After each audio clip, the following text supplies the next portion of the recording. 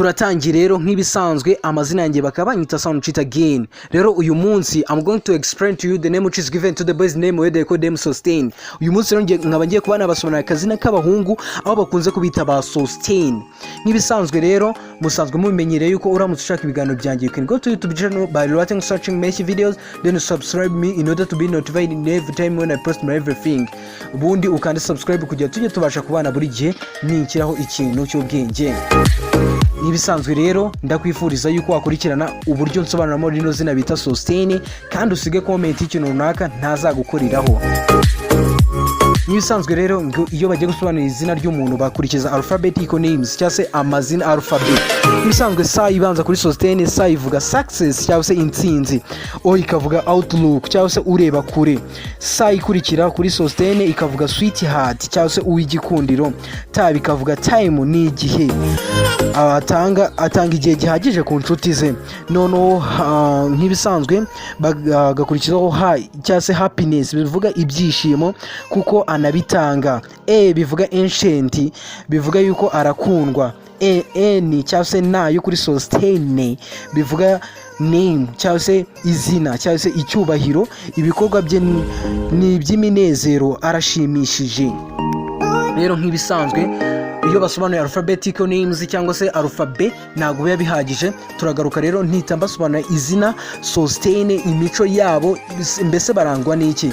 Umuntu wese bise Sosthene ahari hose arasuhujwe. Sosthene wherever you are you are already graded by me. Aho uri hose urashuhujwe, cyane cyane umuntu bita Karangwa Sosthene. Ni sound cheat again. Rero ndagaruka ntita mbasobanura imico ndetse n'ibiranga ba Sosthene ko baravuga ngo the name is the title of a person, izina ryo muntu. Ndagaruka ntita ndisobanura.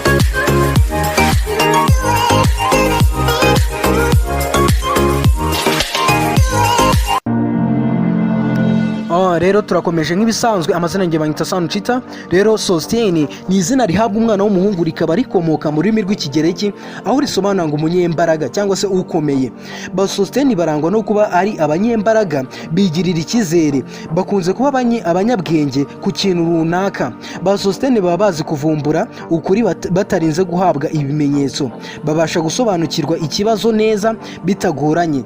Ba Sosthene bakunze gukora ibintu bitangaje, barashimishije kandi bakora ikintu gitungura abantu kandi ugasanga nta mpamvu nzima agikoze.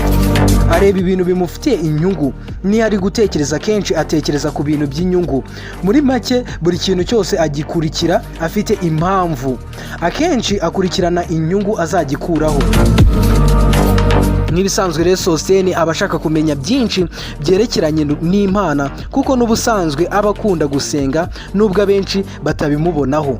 Gusa Sosthene ntago ari umwizerwa, akenshi ntago akunze kurambana n'abantu, akunda ibintu byo kuryoshya, azi gusesengura no gutanga ibitekerezo byafasha abantu kurangiza ikibazo cyananiye abantu. Rero niba uzi umuntu bita Sosthene ukurikirane wumve niba koko imico ari yiwe, ko baravuga ngo the name is the title of a person, izina ni ryo muntu. Uko bavuga koze imico usanga ari byo. Sosthene ni umuntu wumva yuko mu gihe yaguze ibintu bihenze aba yabonye icyo yifuzaga.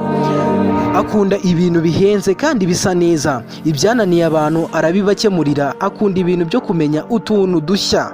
Umuntu witwa Sosthene rimwe aba atuje, gusa mu buzima busanzwe arisanzura, agira akavuyo. Rimwe yatuje aba ari kwitekerezaho, binamufasha kwigarurira igikundiro kuko abantu baba bamukumbuye. Iyo atuje nta soni agira muri byose akora, aho ageze hose ahita yisanga nk'aho yari asanzwe ahaba. Uyu nguyu rero Sosthene nta muntu ajya yizera, azi kumvisha abantu ikintu kugeza bacyemeye. Mu yandi magambo azi no kuburana, kumutsinda biragorana cyane. Sosthene arakundwa, azi gukurura abantu, ni nayo mpamvu mu gutereta yigirira icyizere cyane. Ntabwo bajya agira kandi birangira atsindiye uwo yifuje. Nubwo akora ibyo byose ariko ariyubaha. Abasha kuvamo umukinnyi mwiza wa filime, umubyinnyi ndetse akanakora n'ibindi bintu bisaba ko afatwa amashusho kuko abifitiye impano. Abantu bamukundira ukuntu yigirira icyizere, kuba nta muntu ajya yinginga. Hari n'abantu benshi bamugirira ishyari, ni umuntu uganira n'abantu benshi cyane, abaziranye n'abantu benshi utabasha no kumenya. aba ashaka gukora ibintu bituma bamwitaho. Iyo afite ibyishimo akora udukoryo twinshi. Muri kamere ye yabasha gukorana n'abandi bantu kandi bikagenda neza cyane. Sosthene ni umuntu ukunda ibintu byo gutembera, kumubona biba ari nk'amahirwe. Sosthene akunda kugenda cyane, kumubona ahantu hamwe ni nk'igitangaza.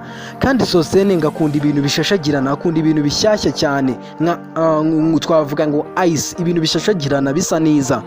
Rero uyu nguyu akunda kugenda cyane, kumubona ahantu hamwe ni nk'igitangaza.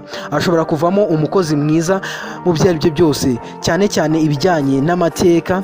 Yavamo umusizi, avamo umwanditsi, ndetse ashobora no kuba umujyanama. Dore amabara akunda: umuhondo wijimye, ibara risa nka zahabu cyangwa se ice, ndetse n'icyatsi. Dore iminsi akunze guhuriramo n'amahirwe: kuwa gatandatu no ku cyumweru. N'ibisanzwe rero amazina yanjye bakaba banyita Sosthene again. Uramutse ushaka ibiganiro byanjye wajya kuri YouTube channel by writing searching IMPESHYI videos, then subscribe in order to be notified in every time when I post my everything. Ubundi kandi subscribe kugira tujye tubasha kubana buri munsi, kandi siga comment ikintu runaka nazagukoreraho. Umuntu wese wita Sosthene. Sanzwe rero ngana ku musozo, uyu yari Sosthene again. Love you my guys, mukomeze kugira ibihe byiza. Umuntu wese wita Sosthene, you are already greeted by me. Urasuhujwe umuntu wese wita Sosthene n'abandi mwese, kandi siga subscribe n'igitekerezo runaka y'ikintu runaka nazagukorera. Nifuza kugira ibihe byiza. Yari Sosthene. Love you my guys.